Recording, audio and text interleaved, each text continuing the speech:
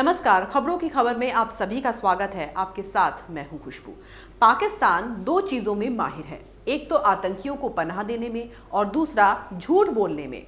खैर, सही बात है, अगर कोई देश गलती पर गलती करता रहे और दुनिया भर में उसकी बार बार किरकिरी हो तो वो झूठ ही बोलेगा, और एक झूठ को छुपाने के लिए दूसरा झूठ तो बोलना ही पड़ता है।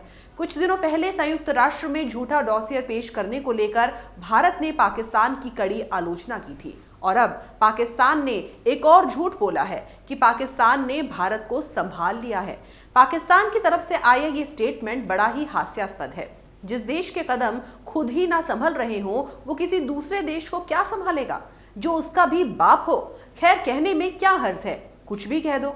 दरअसल बात यह है कि पाकिस्तानी खुफिया एजेंसी आईएसआई के पूर्व प्रमुख retired lieutenant general Asad Durrani ने बयान दिया है कि पाकिस्तान को भारत से खतरा नहीं है, बल्कि उसे अपने अंदर की समस्याओं से निपटने की जरूरत है।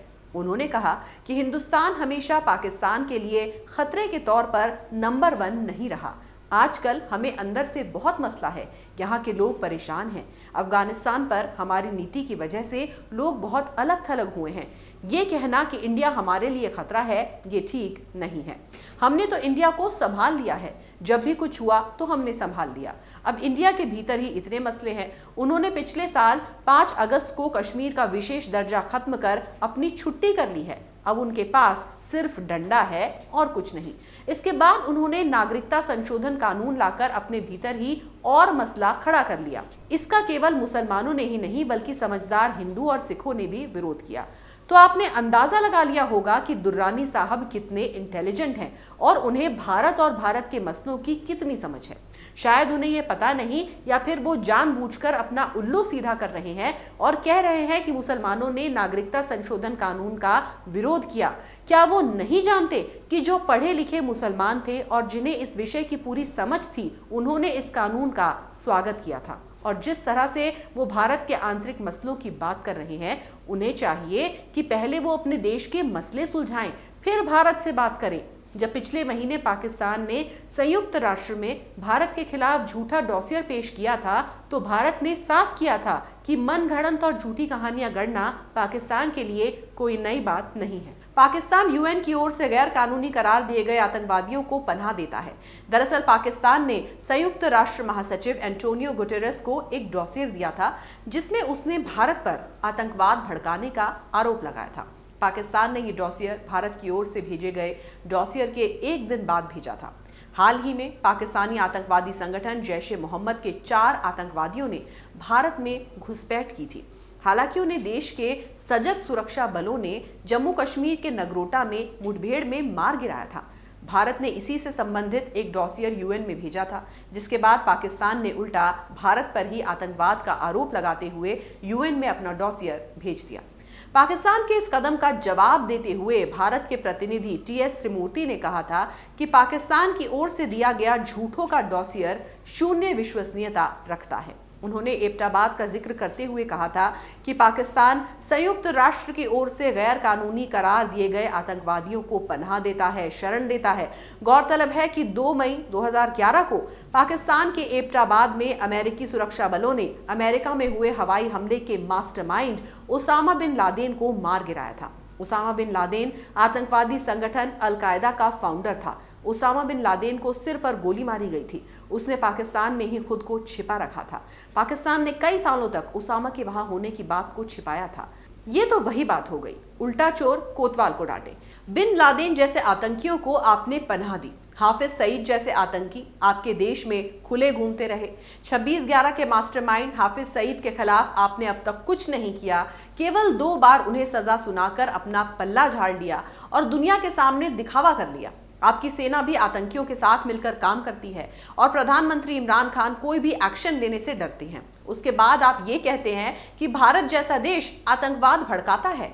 असद दुर्रानी ने आगे कहा कि मेरा मानना है कि इंडिया यानी कि ईस्टर्न फ्रंट से अभी कोई खतरा नहीं है, अभी हमें चुपचाप बैठना है। अगर वो बालाकोट की तरह कुछ करेंगे तो उसके लिए तैयारी कर लें। हिंदुस्तान अपनी ही चीजों में इस कदर फंसा हुआ है कि उन्हें पाकिस्तान की फिक्र नहीं है। अगर हमें बाहरी खतरे को ही देखना है तो 1-2 चुनौतियां और हैं।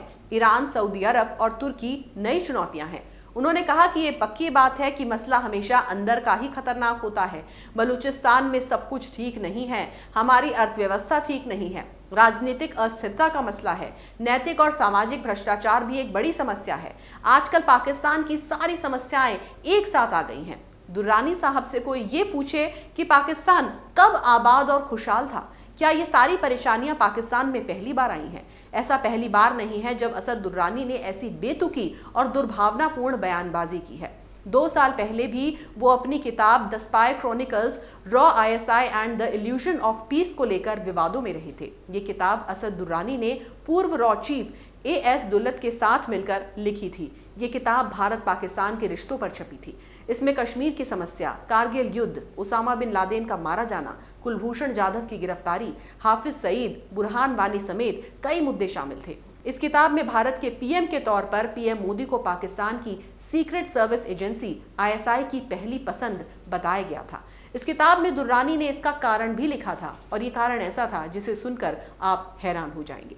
किताब में लिखा था कि मोदी की कट्टरपंथी छवि उन्हें पीएम के तौर पर पहली पसंद बनाती है। उन्होंने लिखा था कि आईएसआई आस लगाए बैठा है कि मोदी कोई ऐसा कदम उठाए जिससे भारत की सेक्युलर छवि को नुकसान पहुंचे और उसका पाकिस्तान को वैश्विक स्तर पर फायदा हो। तो आप समझ सकते हैं कि पाकिस्तान के मंसूबे कितने खतरनाक हैं। हाल ही में कश्मीर मुद्दे को लेकर पाकिस्तान ने एक बार फिर खुद ही अंतर्राष्ट्रीय बेइज्जती करवाई थी, जब इस्लामिक देशों के संगठन ओआईसी ने कश्मीर को लेकर पाकिस्तान के झूठ की पोल खोली थी। दरअसल पाकिस्तानी विदेश मंत्री शाह महमूद कुरैशी ने दावा किया था कि बीते 28 नवंबर को नाइजर की राजधानी निमी में ओआईसी विदेश मंत्रियों की बैठक में कश्मीर को लेकर एक प्रस्ताव पारित किया गया है।